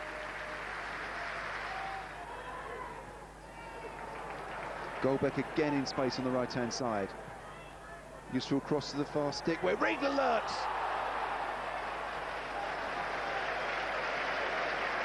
Dramatic volley from the German who's just scored once this season at QPR, but that was world class. But off target. Goldbeck. Forward to Lee Clark. Karl-Heinz Riedler. Still Riedler. Good save. Barry Hales. Lee Clark, right foot! Again, Russell Holt right behind it. Made the initial save from Karl-Heinz Riedler, parried that one. And the ball eventually coming out to Lee Clark. Well, won by Janssen for Duff. And so we entered that week in April that nobody will ever forget. With Blackburn earmarking the second spot as their own, the rescheduled away game at Ewood Park was never going to be anything other than pure theatre. The vitriol began before a ball had even been kicked, as Graham Souness declared that Blackburn were the best team in the league. But Jean Tigana, never a man of many words, was keen to do his talking on the pitch. The events that followed will go down in Fulham folklore forever. Oh, bit of afters. It was Hales and Gillespie to start with, but then it became Brevet and Flitcroft. And there is trouble at Mill. How great is that trouble? It is red trouble. Rufus Brevet plays no further part. Jean Tigana's team is down to 10. You won't often have seen Fulham this panicked this season. Davis, Goldbeck. These guys are going to have to get forward a bit more now. Finnan aimed towards Davis, and Friedler's dropped it, and Sahara scored! Goalkeeping error, and an equaliser out of the blue for Fulham's 10 men. Brad Friedel seemed to have it pouched, but as he went up with his own defender here, he lost control of the ball, and Sahar had an empty net to fill. Well, sometimes you can sympathise with a goalkeeper when one of their own players gets in the way, but Brad Friedel's got to get hold of that. He seems to have it, even if he falls over Henningberg, which he does, he's got to keep hold of it, and he's presented Sahar with a gift in the end. The keeper should have held on. Goldbeck. Now have Fulham got the guts and the drive to get enough forward. They have 4 over the halfway line. 5 now. Clark is one of those. It's Lee Clark for Fulham. Clark's shot gets a deflection, comes to Davis! What a steal! What a steal! That is extraordinary! 90 seconds into stoppage time. That is a promotion jig. Against the wall, their backs have been throughout the second half, and right at the end, Sean Davis has stolen the most amazing goal. Well, that is absolutely incredible, but look, they sensed it. Look at them all trying to get forward. 5 got into the Blackburn half, and when it comes in here, it takes a terrible deflection, really, but Davis stayed alive to it, and he's tucked it away absolutely beautifully, but it's so harsh on Blackburn Rovers.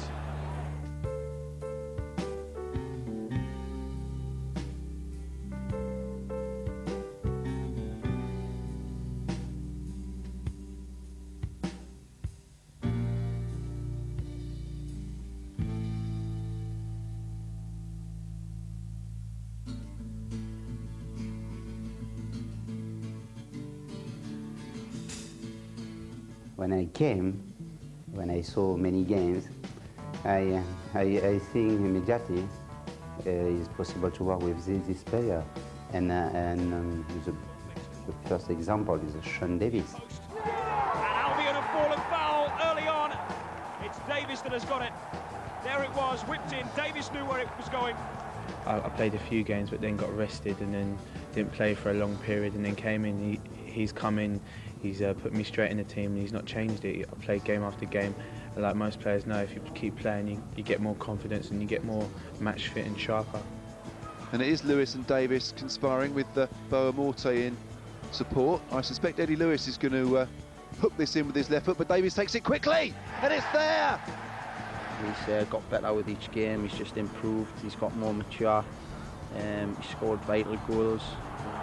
Here's Davis again, Nails to his right, tries the shot! Oh, what a wonderful, wonderful strike! He can do what he wants in the game, he's prepared to listen to the older players, and he seems to respect their opinion and take on board what they're saying, and he wants to work hard.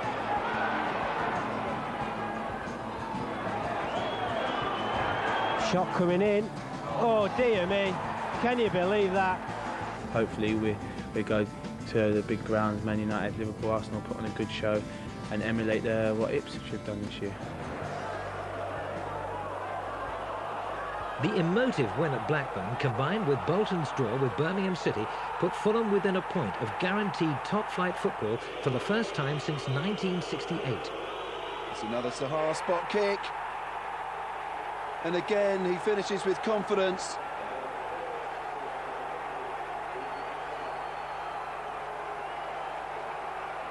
Promotion just a hair's breadth away now for Fulham. Huddersfield on the break then. Kit Simons loses out to Delroy Facey. It's Facey against Melville. Takes it past the Welsh defender and beats. We were unsympathetic to a Huddersfield side fighting for their own Division 1 survival. A point was all we needed. But Boa Morte's strike in the closing stages put the icing on the promotion cake as our 14th away win of the season saw the 5-year plan completed in less than 4. And through to Boa Morte, and that's almost a replica of his goal at Gillingham recently. And it's Fulham 2-1 up. And promotion seemingly is there.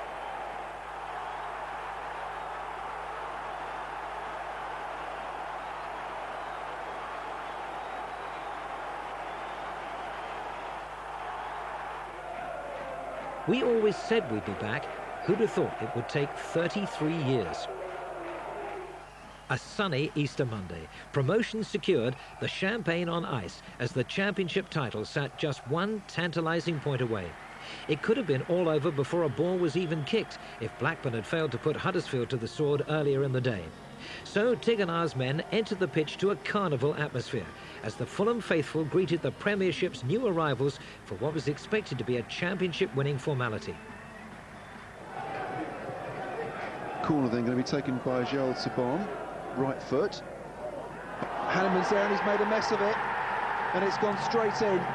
It's been said since that what happened on that extraordinary day at Craven Cottage is beyond the imagination of scriptwriters. Seeing really was believing. Louis Boa Morte. Still Boa Morte. Over the feet of Lescott. Hales. Davis! Oh, what a finish! Sean Davis secures the First Division title for Fulham. Oh, what a wonderful finish! Sean Davis dances a jig at the Hammersmith end. Fulham are level. Fulham are champions. What a fantastic strike from Sean Davis. In the dying second, Sean Davis sends an absolute screamer past Pressman. Fulham back on level terms and back in an English top flight. Finds Finnan. Louis Boa Morte, and that's it!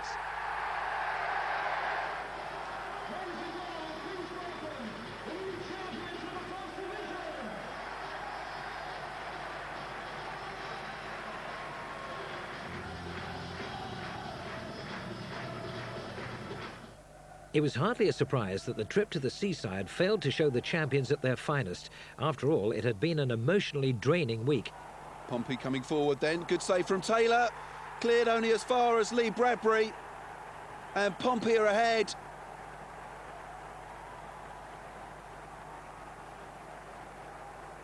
French international Alain Gomard made his debut, while Louis Sahar maintained his mission to be the country's top scorer as he converted a controversial penalty, making him the only Fulham player to net 30 goals in a season since Bedford Jezzard in 1954. Steered across to Lee Clark at the far post, but I think a penalty's been given. Portsmouth's defence up in arms about it, but the Pompey defender was hacking away at Boa Morte. And it's a just decision. So Louis Sahar steps up for his umpteenth spot kick of the season, really. In front of the travelling Fulham fans. And he scores! And Fulham are level. A worthwhile trip to the seaside after all. Promotion secured and a point secured at Pompey.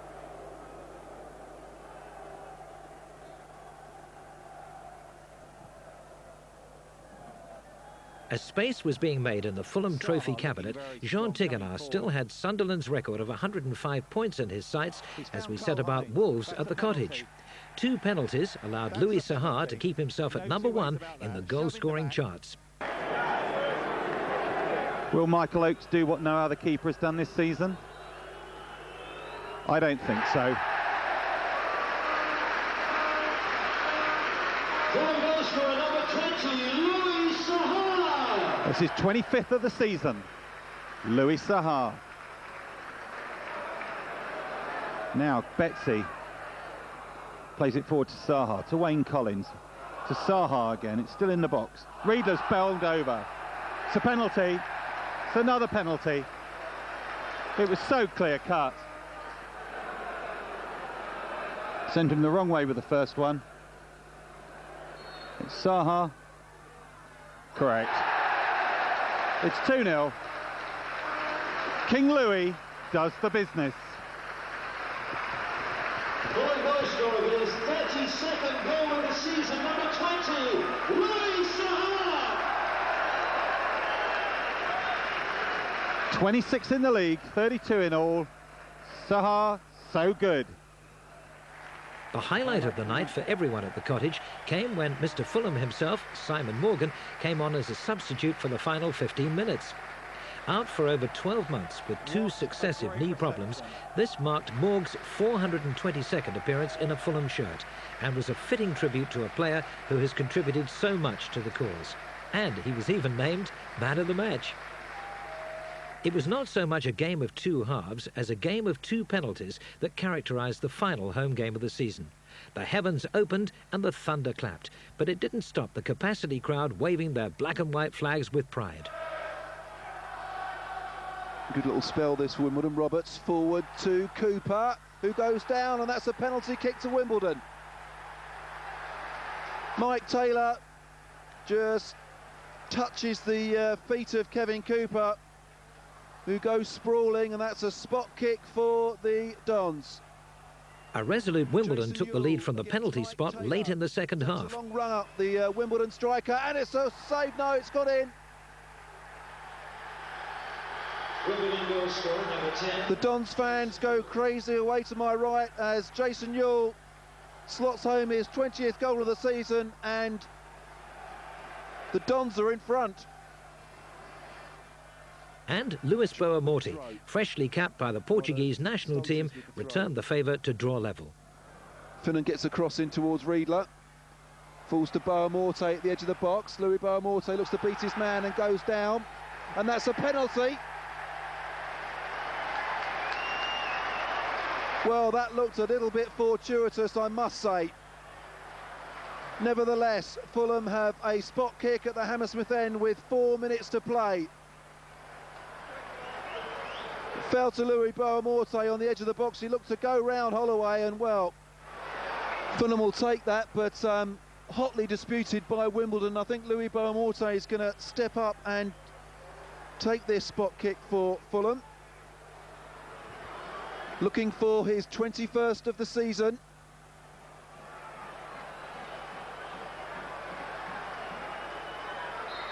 Can Louis Boamorte level it for Fulham? He can! And he takes a dive at the Hammersmith end, but this time in celebration.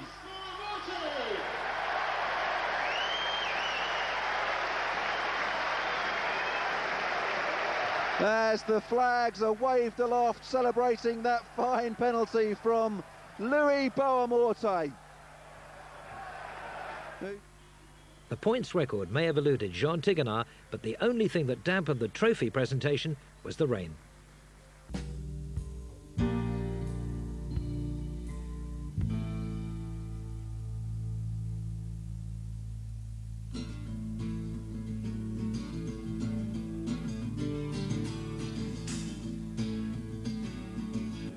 It's very difficult, you know. I tried to have really a British manager.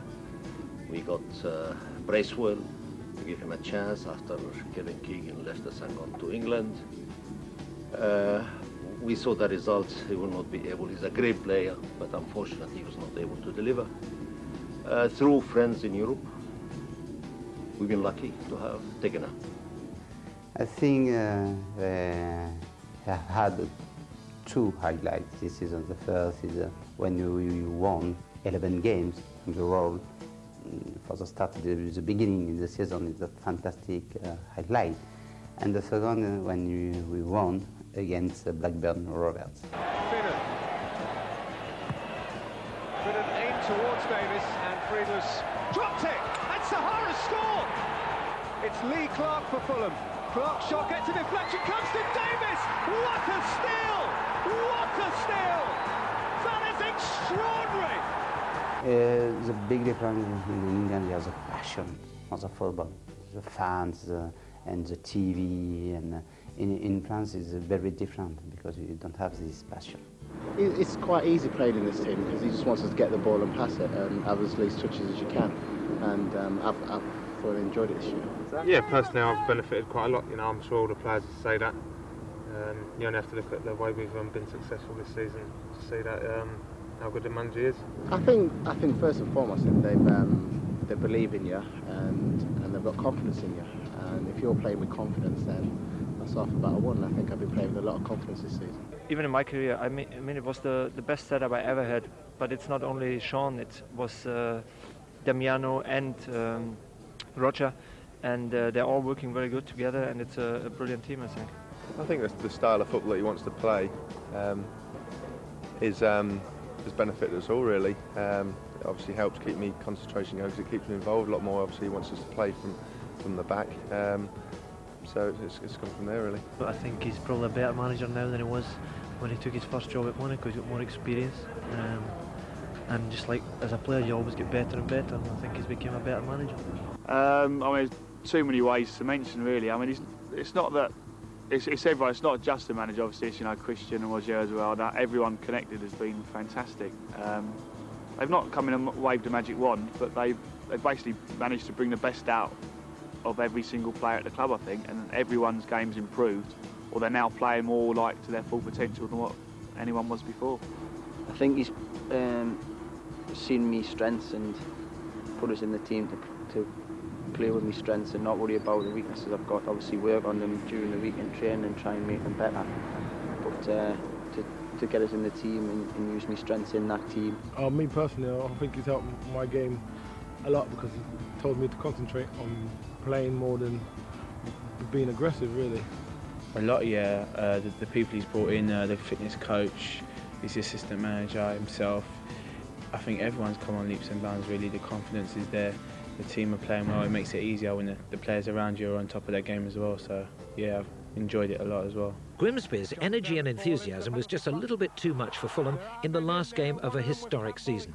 When Grimsby took the lead through the softest of goals, a sense of inevitability dawned over the travelling Fulham faithful. But it didn't matter. The job was complete. Fulham were champions and the Premiership was waiting.